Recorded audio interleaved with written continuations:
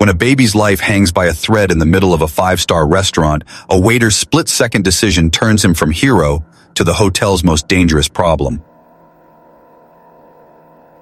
In the most luxurious hotel in the city, a single cry for help shatters the illusion of perfection, and what one man does next will cost him everything. The first light of dawn crept through the thin curtains, washing the small apartment in a pale, silvery glow. Darius Walker sat at the edge of the bed, shoulders slightly hunched, watching his wife sleep. Tanya's breathing was slow and steady, one hand resting protectively over the slight curve of her belly. Their second child was on the way, and every morning before work, Darius found himself pausing like this, taking in the quiet, reminding himself why he pushed so hard, why he kept showing up no matter how tired he was. He bent down, brushed his lips against her temple, and then stood. In the next room, Marcus was sprawled across his superhero bedsheet, a stuffed dinosaur half falling from his hand. Darius smiled, reached down, and gently tucked the blanket back over his son's small frame. "Be good for your mama today, little man," he whispered, his voice barely audible. By the time he reached the kitchen, the city outside had begun to stir, a distant honk, the faint rumble of early commuters. He poured himself a cup of coffee, black, just enough to wake him, but not enough to settle the heaviness pressing on his chest. Today would be busy. He could feel it. The Lux Grand Hotel never truly slept, but there were days when its heartbeat quickened, when every guest demanded a piece of perfection, and every staff member was stretched to the breaking point. Today had that electric hum in the air. Darius dressed carefully, smoothing the crisp white shirt and black slacks that made up his uniform. It wasn't just clothing to him, it was armor. He had learned over the years that appearance mattered here more than anyone admitted. His shoes shone, his tie perfectly knotted, his hair neat. The mirror showed him a man who looked calm, professional, in control. Inside, though, he carried a different story. He had been at the Lux Grand for 5 years, slowly climbing the ladder from dishwasher to busboy to server. Every step forward had cost him sweat and patience, and he had watched others, younger, whiter, less experienced, leapfrog past him with quick promotions and easy praise. The subtle comments from certain guests, the condescending tone of one or two supervisors, the quiet implication that he should be grateful just to be here. All of it he had learned to absorb like water into a sponge, but each day it weighed a little heavier. As he left the apartment and stepped into the cool morning air, the city greeted him with its usual mix of noise and possibility. The Lux Grand stood just a few blocks away, its gleaming facade catching the rising sun. The building looked like it belonged on a postcard. Marble columns, shining brass doors, a doorman in a perfectly tailored coat standing at attention. It projected wealth, elegance, control. And inside, everything had to match that illusion. No mistakes, no noise, no breaks in the seamless experience promised to every guest. Darius greeted the doorman with a nod and stepped inside. The lobby was already alive, staff moving quietly but quickly, as if choreographed. The scent of fresh flowers mixed with polished wood and expensive perfume. The front desk clerks wore their perfect smiles, bellmen glided past with luggage carts, and somewhere in the distance a piano played softly, a soundtrack to the world's most careful performance. In the staff hallway, Darius clocked in and glanced at the roster. 2 servers were out sick. His name had been assigned to cover both sections 3 and 4. He exhaled through his nose, steeling himself. More tables, more guests, more chances to slip. The maitre d', always precise and slightly tense, caught sight of him. "Walker," she said briskly, "I need you on point today. We're expecting a full house and Mr. Dawson will be watching service closely. High-profile clients in for lunch." "Yes, ma'am," Darius replied, his tone steady, even though a muscle twitched in his jaw. Mr. Dawson watching meant every move would be scrutinized. The slightest delay, the smallest mistake, and it would be written down, noted, remembered. He took a deep breath before stepping into the restaurant floor. The room was pristine, gleaming silverware, spotless crystal glasses, chairs perfectly aligned. Soon it would be full, humming with conversation, laughter, demands, complaints. Darius moved through the space, checking place settings, aligning napkins, resetting himself to the rhythm he had learned over the years. But today, the air felt charged, like a storm was coming. He couldn't shake the feeling that something was about to test him, something that would demand more than speed and charm and quiet smiles. He straightened his shoulders, smoothed his shirt once more, and prepared to serve perfection, unaware that before the day was done, he would be forced to choose between the rules of this polished world and the raw, beating heart of his own humanity. The restaurant floor was still quiet when Darius walked in, the clink of his polished shoes the only sound on the marble tiles. It wouldn't stay quiet for long. He had worked enough double shifts to know how quickly this calm could explode into chaos. The maitre d' had already vanished, her sharp heels clicking toward the front trance where the first wave of breakfast guests would soon arrive. Darius inhaled deeply, letting the scent of fresh coffee and warm croissants center him. By 9 o'clock, the calm was gone. The Lux Grand's 5-star restaurant pulsed like a living organism, each table a cell demanding attention, every guest a test of patience and precision. Darius moved between them like a conductor, orchestrating trays and wine bottles, timing his service to the rhythm of the room. But today, nothing stayed balanced for long. A group of high-powered executives from a tech firm swept in first, their voices loud enough to carry across the room. They ordered triple espressos and the most expensive seafood platters on the menu at 9:30 in the morning, and barely looked at Darius as he set down their drinks. Their conversation about mergers and quarterly losses was so heated that one of them knocked over a glass of water, which Darius mopped up without missing a beat. Then came the anniversary couple, elegant and exacting. The wife wanted the table nearest the window, but that table was already occupied by a diplomat's entourage. The husband scowled, muttering something about, "What's the point of a reservation if you can't get the table you want?" Darius rearranged half the dining room to get them a seat with the right view. They nodded stiffly when he presented their champagne. No thanks, no smile. By noon, Darius's shirt clung to his back, though he didn't dare slow down. He worked with a kind of grim grace, pivoting from table to table, dropping off entrees here, refilling wine there, listening for the faint sound of clinking cutlery or raised voices that meant something was wrong. His colleagues, already stretched thin, had begun to rely on him, calling his name when they needed help with a difficult table or a mix-up at the bar. Then the maitre d' appeared again, her face a mask of urgency. "Walker, you're taking section 5-2, she said, handing him an updated floor chart. He blinked at her. "That's the VIP section." "Exactly. We've got the Johnsons coming in. They're not to be kept waiting, understood?" Darius nodded once, tight-lipped. The Johnsons. He'd heard the name whispered before. High-profile investors, friends of the hotel owner herself. The kind of guests who expected the entire world to shift slightly to accommodate them. By the time they arrived, Darius had been running non-stop for hours. His feet throbbed, his head pounded from the noise of clattering dishes and overlapping conversations. But the moment the Johnsons stepped into the restaurant, Darius straightened his posture, smoothed his shirt, and forced his most professional smile into place. They were exactly what he expected, polished, commanding, the kind of couple who looked like they'd stepped straight out of a lifestyle magazine. The father's watch gleamed under the chandelier light. The mother wore a pearl bracelet that probably cost more than Darius's monthly rent, but what caught his eye was the baby. A nanny trailed behind them, juggling a diaper bag, a high chair strap, and the fussy infant. The little girl was red-faced and squirming, emitting small hiccuping cries as the nanny tried to soothe her. Darius approached the table smoothly, keeping his tone warm and inviting. "Good afternoon and welcome to the Lux Grand. My name is Darius. I'll be taking care of you today." The father didn't even look up. "Just bring champagne," he said, waving one hand dismissively. "Something good, and whatever you have that'll keep the baby quiet." Darius nodded, masking the flicker of irritation that rose in his chest. This wasn't unusual. Guests spoke to him like this all the time, but it still stung. He turned toward the bar, already mentally rearranging his priorities. This table wasn't just a job, it was a test. The Johnsons were too important to anger, and with Dawes on watching from across the room, one mistake could cost him more than a tip. The lunch rush hit full stride then, turning the restaurant into a storm. Darius darted between tables, balancing trays that felt heavier with every step. He could feel the sweat prickling under his collar, but he kept moving, smiling, anticipating needs before they arose. A guest waved for more bread, another snapped fingers for a fresh drink, a third complained about the temperature of the soup. Darius handled it all, his mind like a spinning wheel, turning faster and faster. By the time he returned to the Johnsons' table with the champagne, the baby had calmed slightly, chewing on a piece of bread the nanny had given her. Darius poured with steady hands, presenting the bottle as if nothing else in the world existed.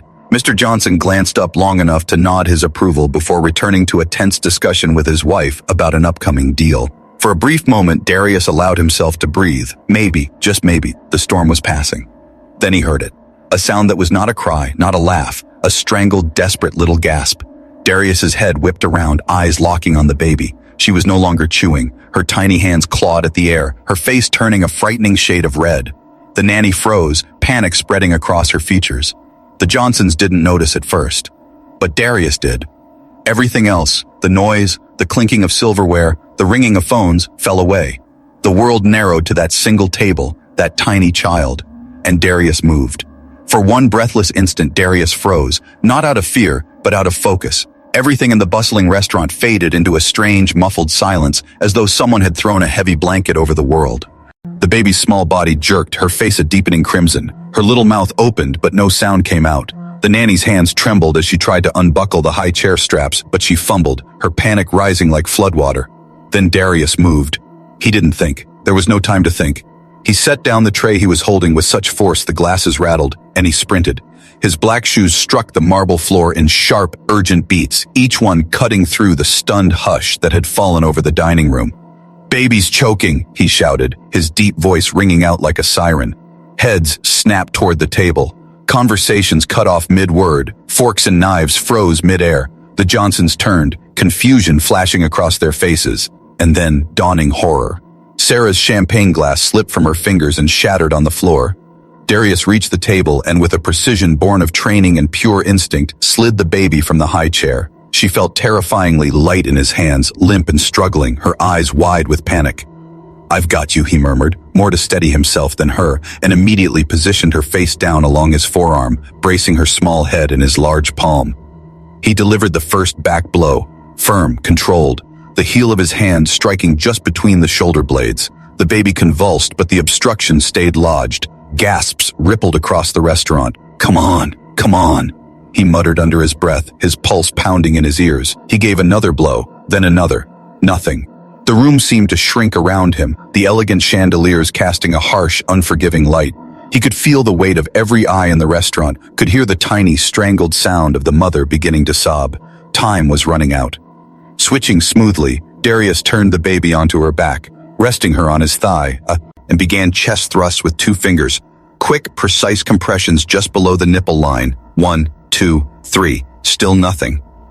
For a split second, fear clawed at Darius's chest. He had seen this technique work before. Why wasn't it working now? He blocked out the rising panic, forced his hands to stay steady. 4th compression, 5th, and then a soft, wet sound. A small piece of soggy bread shot from the baby's mouth, landing on the table. The baby gasped, her little chest expanding as air finally filled her lungs. Then came the sound that made every person in the room exhale in relief. A loud, angry wail that echoed through the high-ceilinged restaurant. The mother collapsed into the father's arms, sobbing openly now, as Darius cradled the baby against his chest, gently patting her back until her cries softened into hiccuping breaths. The nanny stood frozen, tears streaming down her cheeks. "It's okay," Darius said softly, his voice calm despite the adrenaline still burning in his veins. "She's breathing now. She's okay." He stepped closer to the mother, carefully handing the baby over. Sarah clutched her daughter like a lifeline, kissing her damp forehead over and over, whispering her name. "Emily. Oh God, Emily."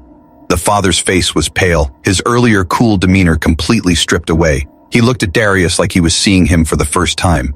"You," his voice cracked, "you saved my baby." The restaurant, which had been holding its breath, erupted into applause. Guests stood from their tables, some clapping, some wiping at their eyes, others murmuring words of awe and gratitude. Darius, still breathing hard, nodded once in acknowledgement but said nothing. He wasn't thinking about applause or thanks, just about the tiny life that had almost been lost. The father reached out and gripped Darius's hand tightly. "I'm John Johnson," he said hoarsely. "This is my wife, Sarah. We can never repay you for what you just did." Darius swallowed, humbled, and simply replied, "I'm glad I was here." For a moment, the room felt transformed. The Lux Grand, usually so rigid, so obsessed with perfection, felt human, alive, united by the shared relief of witnessing a miracle. The baby, now calm and curious, looked up at Darius from the safety of her mother's arms and gurgled, reaching a tiny hand toward him as if to say thank you herself. Darius smiled, a soft, private smile, and gently touched her hand with one finger. "You're a fighter," he murmured. And then, just beyond the applause, just beyond the glow of gratitude, Darius saw him. Mr. Dawson. The restaurant manager stood near the bar, arms crossed, his face unreadable. No smile, no nod of acknowledgement. just a cold, assessing stare that made Darius's stomach tighten. The applause rang in Darius's ears as his heart sank. He had saved a life, but somehow, he knew, his real trial was only just beginning. The applause was still fading when Darius felt it, that cold, prickling sensation between his shoulder blades that told him he was being watched. He turned just slightly and saw Mr. Dawson cutting across the dining room like a dark shadow slicing through sunlight. Darius's stomach tightened. He had seen that look before. The narrowed eyes, the tight jaw, a look that never meant good news. "Mr. Walker," Dawson said, his voice smooth but sharp enough to cut glass. A word. Now. It wasn't a request. The restaurant was still buzzing, guests leaning toward each other and whispering, pointing at Darius like he was some kind of legend. But the moment Dawson's voice rang out, a hush fell over the nearest tables. They could feel it too, the shift in the air, the sudden tension. Darius handed the baby back to Sarah gently, his smile for her still warm, though his insides had gone cold. "She's going to be fine," he reassured her quietly before straightening and following Dawson toward the far corner of the restaurant. Every step felt heavier than the last. They stopped near the service corridor, away from the curious eyes of guests, but not so far that people couldn't still see them. Dawson's face was blank, unreadable, but his eyes were glinting with something hard and cold. "Do you have any idea what you just did?" Dawson asked, his voice low but vibrating with controlled anger. "Yes," Darius replied evenly. "I saved a baby's life." Dawson's mouth thinned into a razor-sharp line. "You disrupted the entire dining room," he hissed. Guests were alarmed. Tables were left unattended. "You touched a guest's child without parental permission. That is a violation of several protocols." Darius blinked, barely believing what he was hearing. "Sir," she was choking. She couldn't breathe. There was no time to call security or wait for someone else. "I did what I was trained to do." "That's not your job," Dawson snapped, his voice rising just enough to draw more curious glances from nearby diners. "Your job is to maintain service, to keep the dining room calm. Instead, you turned it into a circus." Darius's hands clenched at his sides. He had endured years of microaggressions, swallowed unfair criticisms, worked twice as hard to get half the recognition. But this was too much. "With respect, sir, I'd rather have a scene than a dead child on my conscience." Dawson's eyes narrowed dangerously. "Watch your tone, Walker. You are not paid to question management decisions or lecture me about conscience." The silence between them was electric. Darius could feel every beat of his heart thudding against his ribs. "What are you saying?" he asked finally, though, and he already knew. "I'm saying your employment here is terminated, effective immediately," Dawson said, his voice smooth again, almost casual, like he was reading off a weather report. Darius felt the words hit like a physical blow. For a moment he just stared at the man, unable to speak. "You're firing me?" "Yes," Dawson said. "You have 15 minutes to collect your belongings and turn in your uniform. Security will escort you out." Somewhere behind them, a guest gasped softly. "You're firing me," Darius repeated, his voice quieter now but laced with disbelief, "for saving a child's life." "I'm firing you," Dawson said coldly, "for disrupting service, violating multiple protocols, and damaging the image of this establishment. Our clientele come here for refinement and peace, not chaos and panic." And there it was, the ugly truth, laid bare. The polished facade of the Lux Grand had no room for humanity. Darius swallowed hard, forcing himself to keep his composure. He could feel the heat of humiliation creeping up his neck. He thought of Tanya at home, her hand resting on her belly. He thought of Marcus starting kindergarten next week, so proud of his new backpack. And then he thought of the look on Sarah Johnson's face when she saw her baby choking. And the thought of what could have happened if he hadn't acted made his blood boil. "Is it because I'm black?" he asked quietly, his voice trembling just slightly, but his gaze locked on Dawson's. Dawson flinched. Barely, but enough for Darius to see it. "Don't be ridiculous," he said stiffly. "This has nothing to do with race." But Darius had seen that look too many times before. He knew. Before either man could say another word, footsteps approached fast. And then John Johnson's voice cut through the air like a blade. "What's going on here?" Darius turned to see John and Sarah standing just a few feet away, their faces etched with fury. Sarah still clutched Emily to her chest, the baby's cheeks still flushed from crying. "Why are you reprimanding this man?" John demanded, stepping closer. "He just saved my daughter's life." "This is a private matter," Dawson said quickly, his smooth customer service smile sliding back into place. "Please return to your table, Mr. Johnson. Everything is under control." "Under control?" John's voice rose, sharp enough to draw even more attention. You're firing him, aren't you? I can see it on his face. Are you out of your mind? The room had gone nearly silent again, the tension so thick it was almost suffocating. Guests craned their necks to watch. Servers hovered nervously at the edges of the scene. This man is a hero, Sarah said, her voice shaking but loud enough to carry. And you're punishing him for saving Emily? Dawson's face flushed. This is an internal personnel decision. No, John interrupted, stepping even closer until he was toe-to-toe with the manager. This is a decision that affects my family, my reputation, and this hotel's reputation. If you think I'm going to let this stand, you're gravely mistaken.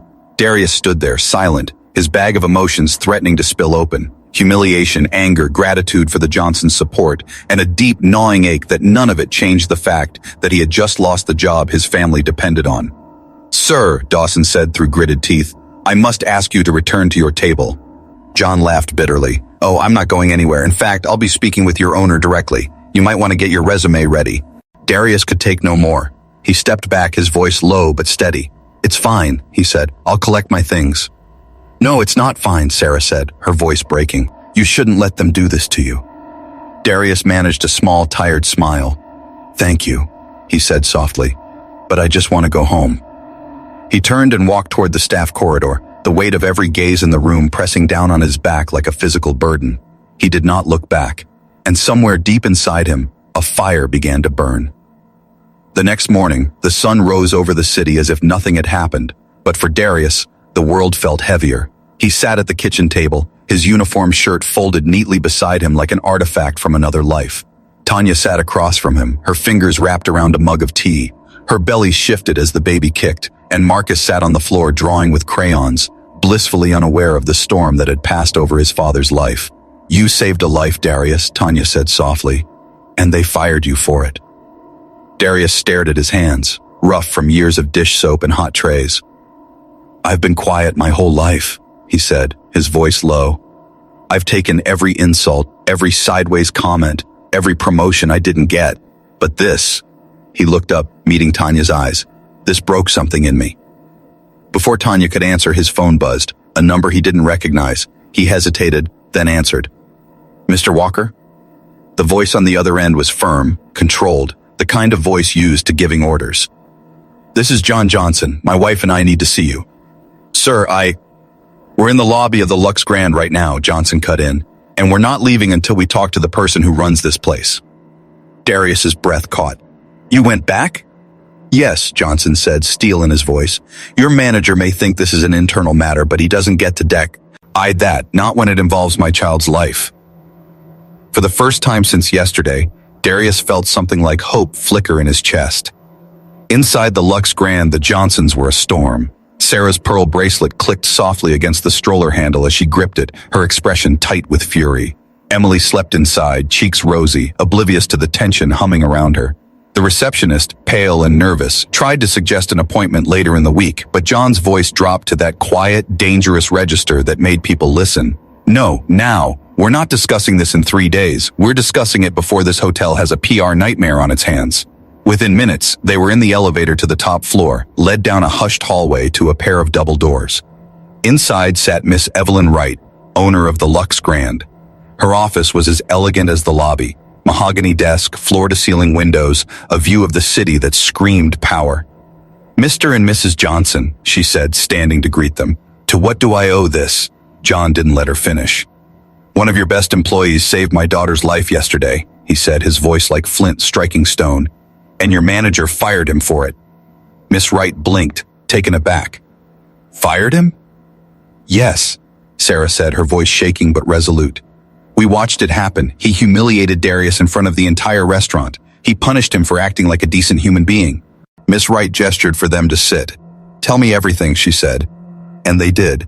John's words were measured but furious as he relived the entire incident. The choking, the rescue, the applause, and the confrontation. Sarah's voice broke as she described how Darius had cradled Emily, how steady his hands had been, how her little girl might not be alive if not for him. Miss Wright listened in silence, her fingers steepled, her face unreadable. When they finished, she leaned back. I appreciate you bringing this to my attention, she said. I assure you I will investigate this personally. Investigate quickly, John said, leaning forward, because I have no problem telling every parent, every investor, and every newspaper in this city that the Lux Grand fires heroes. When they left, Miss Wright sat alone for a moment, staring at the city skyline. Then she picked up the phone. "Get me yesterday's restaurant footage," she told her assistant, "and schedule staff interviews for this afternoon." Hours later, Evelyn sat in front of her computer, watching the footage. She saw Darius weaving between tables, calm and efficient. Then the moment came, the baby's sudden distress, the way Darius abandoned his tray and sprinted across the room. She watched the back blows, the chest thrusts, the bread flying free. Watched the mother clutch her child and cry, watched the room erupt into applause. And then she saw Dawson approach, his body language stiff, hostile, even before he spoke to Darius. Evelyn replayed that part twice, her jaw tightening with each viewing. This didn't look like discipline, it looked like retaliation. One by one, staff were called into her office. A waitress, barely out of training, told her in a trembling voice, "Mr. Walker is the one we all go to when we're in trouble. He saved us so many times during rushes. I don't understand why he was fired." A beau. His boy said simply, "He saved that baby. If he hadn't been there..." He trailed off, shaking his head. By late afternoon, Evelyn had heard enough. The pattern was undeniable. Darius's firing was not only unjust, it was dangerous for the hotel's reputation and possibly discriminatory. "Send in Mr. Dawson," she said finally. Dawson entered, still carrying himself with the air of a man who believed he'd done the right thing. "You wanted to see me, Miss Wright?" "Yes," she said coolly. "Explain to me why one of my employees was fired after saving a child's life." Dawson stiffened. It wasn't about saving the child. It was about maintaining order. He created chaos. Guests were unsettled. "He prevented a death," Evelyn cut in sharply. "I have watched the footage, Mr. Dawson. The only thing that unsettled guests after the incident was watching you fire him in front of them." Dawson faltered. "Protocols. Protocols can be rewritten," Evelyn said, her voice like ice. "But the kind of judgment you displayed yesterday cannot be excused." Dawson's face paled. "Are you suspending me?" "For now," Evelyn said. "Pending a full review. You may leave." When the door closed, Evelyn sat back, exhaling slowly. She reached for Darius's file and read through his spotless record, noting the guest compliments and years of quiet dedication. Then she picked up the phone and dialed the number on file. "Mr. Walker," she said when he answered. "This is Evelyn Wright, owner of the Lux Grand. I believe we need to talk." When Darius heard Evelyn Wright's voice on the line, his first instinct was to hang up. His pride still ached from what had happened, but something in her tone, calm, steady, almost respectful, made him pause. "I reviewed everything," she said, her words deliberate, like she wanted him to feel the weight of each one. "Mr. Walker, what happened to you was wrong. I want to make it right. I'd like to offer you your position back, with a promotion to head waiter." Darius was silent, gripping the phone so tightly his knuckles turned white.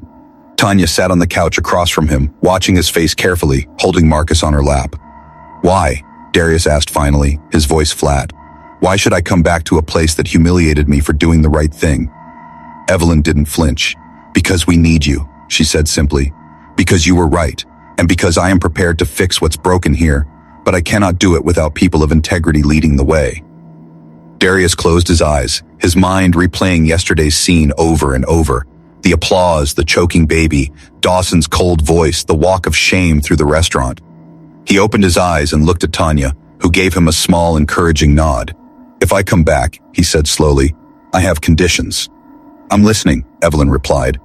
"First," Darius said, his voice steady now, "I want Dawson held accountable, not just a slap on the wrist. He needs to know what he did was wrong." "Done," Evelyn said without hesitation. "Second," Darius continued, "I want an anti-discrimination policy in writing, training for every staff member, front of house, back of house, managers included, and I want to be part of building it." There was a pause, and then Evelyn said, "Agreed, we should have done this years ago." Darius exhaled, some of the tension in his chest loosening. "Then I'll come back, not just as head waiter, but as someone who will make sure this place changes for the better." When he returned to the Lux Grand 2 days later, the air felt different. Not softer, not yet, but charged, like the moment before a storm break. His staff glanced at him with a mix of surprise and respect as he walked through the employee entrance, his uniform crisp, his head held high. Evelyn met him in the lobby personally, a rare gesture for someone of her position. "Mr. Walker," she said, extending her hand, "welcome back. The restaurant is better for having you here." Before the day ended, she called a meeting of the entire restaurant staff. Darius stood at her side as she addressed them. "Yesterday we failed one of our own," she said, her voice carrying across the room. "That ends today. This hotel will not punish employees for saving lives. This hotel will not tolerate bias, overt or subtle. We are rewriting policies, and we are starting with mandatory training. Mr. Walker will be working with us directly to implement these changes." There was a ripple through the staff, surprise, murmurs, nods. Some faces looked relieved, others wary. And then Dawson stepped into the room. The usually confident manager looked almost small, his shoulders tense as Evelyn turned to him. "Mr. Dawson," she said, her tone firm but not cruel. "Effective immediately, you are demoted to assistant manager and placed on probation. You will undergo leadership and racial sensitivity training for the next 6 months. If there is a single incident of poor judgment or bias moving forward, your employment here will be terminated. Do you understand?" "Yes, Miss Wright," Dawson said quietly, his gaze fixed on the floor. Then unexpectedly he turned toward Darius. "Mr. Walker," he said, his voice rough, "I owe you an apology. I was wrong. I let my pride and my biases dictate my decision, and I hurt you, publicly and unfairly. I'm sorry." Darius studied his face, looking for any trace of insincerity. For the first time, he saw not the arrogant manager, but a man who had been forced to confront himself, and didn't quite like what he saw. "Thank you," Darius said after a long pause. "I don't forgive you yet, but I believe people can change. Let's see if you do." In the weeks that followed, change began to ripple through the Lux Grand. Training sessions were held every Friday. Policies were printed and posted in every department. Staff meetings became open forums where people could speak without fear of retaliation. And Darius, once just another waiter blending into the background, became something more.